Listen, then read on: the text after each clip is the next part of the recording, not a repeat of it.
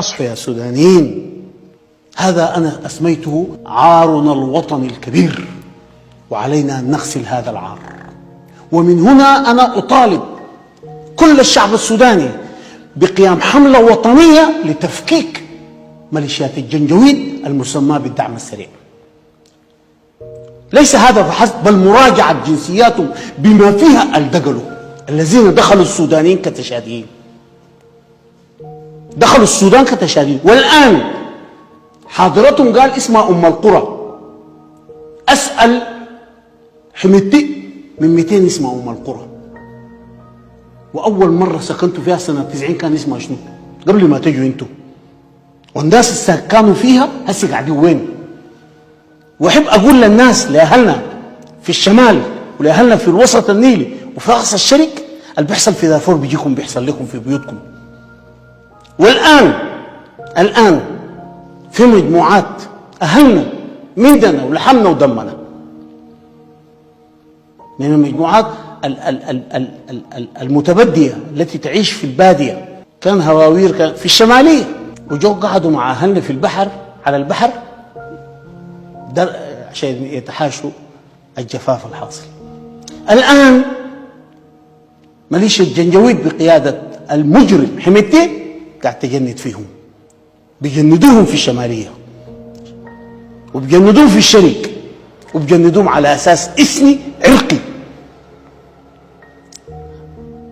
أنا من هنا أطالب كل القوى الوطنية أن تعمل على قيام حملة وطنية ويكون لها شق دولي لتفكيك هذه الميليشيا ومحاكمتهم للجرائم التي يرتكبونها على أساس يومي. وفي ده أنا بقول واضح، ده الحاصل في دارفور. عشان كده اتفاقية السلام تاع جوبا لم تناقش هذا نهائيا، لم تناقش هذا.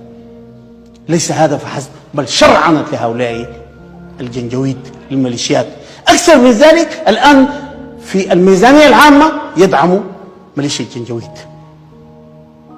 وهذه خيانة للوطن، خيانة للوطن. وليعلم الجميع أنني منذ أول يوم ظللت أكرر الإنغاز ما انتهى. يتعلق بطريقة تفكيك الدعم السريع، أحب أن أقول لك كلام. في كل القوى التي تحمل السلاح في السودان أضعف حلقة هي الدعم السريع، أضعف حلقة. ولعلمك الدعم السريع عبارة عن فزاعة استخدمها عمر البشير كفزاعة، والآن يستخدمها برهان كفزاعة. فزاعة. الدعم السريع أضعف المجموعات التي تحمل السلاح.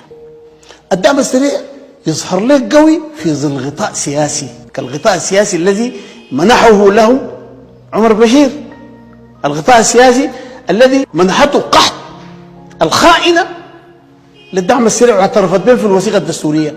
تسحب الغطاء السياسي عن الدعم السريع تظهر لك عورته. أقول لك كيف؟ المجموعات التي جاءت من أهلنا جابوهم من تشاد والنيجر ومالي، هو كلهم كم؟ هم كلهم ما جايين مليون. شيل المدنيين منهم الذين لا ينبغي أن يمسوا ولا ينبغي أن يحملوا مسؤولية لأنهم مضللين أيضا. شيل المدنيين خدهم. الجنجويد كم؟ قول 100,000 وبقى ما في غطاء سياسي. للجيش معهم، للبوليس معهم، للأمن معهم، للقاعدة الشعبية معهم. والله من غير ما أنت تشيل في وشهم عصايا يجروا ما يقيفوا إلا في السنغال.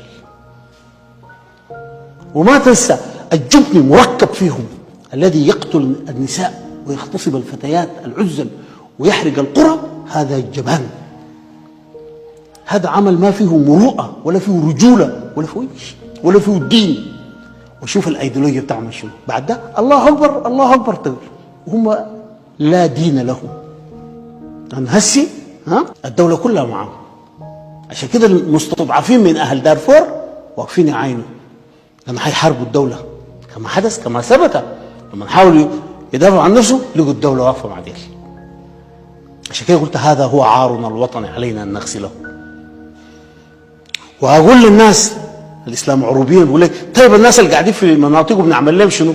الاولويه الان لمن نزح من داره ولمن لجأ الى الدول الاخرى، دي الاولويه. الأولوية للضحايا،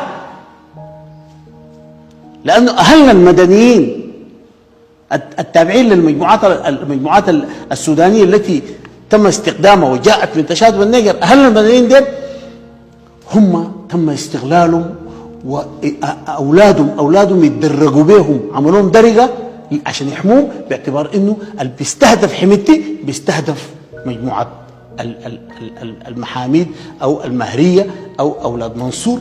لا لا، نحن ديل ما بنستهدفهم، ديل هم ذاتهم ضحايا. ولعلمك شفت المركز ده مركز إسلام عروبي ليس جغرافي، لكن دائما النخب تركب ظهر أهلها عشان تنضم للهاي كلاب، لنادي علية القوم. شفت هسه حميدتي ومجموعة القيادات تحت الميليشيات انضمت للهاي كلاب، وتاني لن تذهب إلى دارفور، ما بيمشوا دارفور. ونحن حكومة الخليفة عبد الله التعايشي كناس من أهلنا من دارفور ورتنا الصفوة بتاعت الحكم ده، كانت جات هنا ما رجعت تاني دارفور. كل الحاصل ده هو زول بيستغل أهله عشان شنو؟ لأنه دي الأيديولوجيا الإسلام العروبية، لأنه هو هارب من أفريقيا وهارب من الزرقة وبكتلهم، هو ذاته زرقة بس لونه فاتح شوية. فالمسألة كده، لابد أن تواجه الأشياء ولا بد أن تسمى الأشياء بمسمياتها. شفت في زمن الثورة إذا لم تسمى الأشياء بمسمياتها فدي ثورة مضادة.